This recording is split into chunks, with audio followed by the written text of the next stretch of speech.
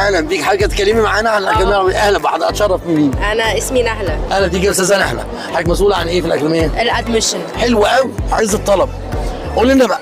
طبعا الاكاديميه مش غنيه عن التعريف، مش محتاجه، بس نحب نعرف تفاصيل ممكن نكون مش فاهمينها.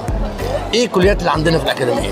احنا عندنا كليات القطاع الطبي، القطاع الهندسي، كليات ادبيه زي البيزنس، اللوجيستكس، لغه واعلام، ارت اند ديزاين، قانون، كل القطاعات موجوده. القطاع الطبي يشمل ايه؟ اسنان ولا في بشري؟ اسنان وصيدله وبشري. في بشري. موجود. حلو قوي. في مستشفى؟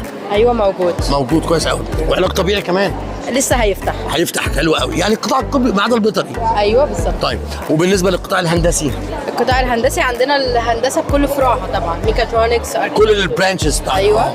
طيب والاعلام موجود؟ موجود اللغه والاعلام مع بعض. كمبيوتر ساينس موجود. طيب ناخد فكره سريعه عن الريكوايرمنت بتاعه الاي جي والريكوايرمنت بتاعه الامريكان. اوكي، بنحتاج للحاجات الهندسيه او الكمبيوتر ساينس 8 او ليفلز يكون فيهم ماث، فيزيكس، كيمستري كويس. بلس اي اس ماث. اي حاجه ادبيه بنحتاج 8 او ليفلز بس يكون فيهم الانجليش. بالظبط. والمينيمم سي ولا دي؟ المينيمم سي في الاو ليفلز ودي في الاي اس. دي في الاس. كويس قوي. الامريكان دبلومه في الهندسه، الحاجات الهندسيه والكمبيوتر ساينس بناخد اي اس تي 1 او بلس اي اس تي 2 بلس الجي بي اي، او اي سي تي 1 بلس اي سي تي 2 بلس الجي بي اي. سؤال بقى هنا، ممكن اخد اي اس تي 1 مع اي سي تي 1 اي اس تي 2؟ ماتشنج. ماتشنج. في ماتشنج. طبعا. يا معلش الحكايه دي اصلا يا جماعه في ماتشنج اهو، عشان بس بعض الفتاين بيقولوا مفيش ماتشنج اهو. احنا عندنا بلاوي. اسكتي.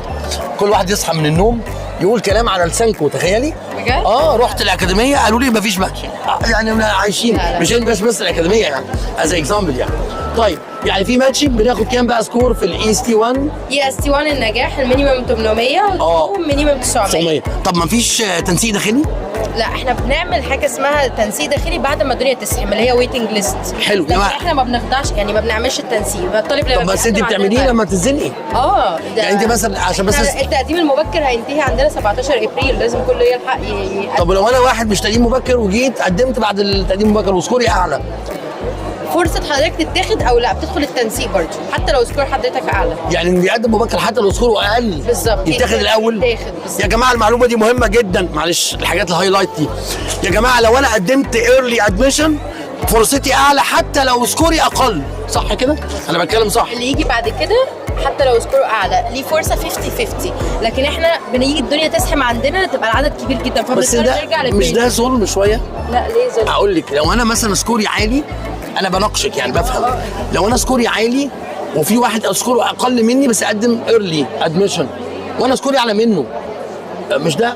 لا ما هو ده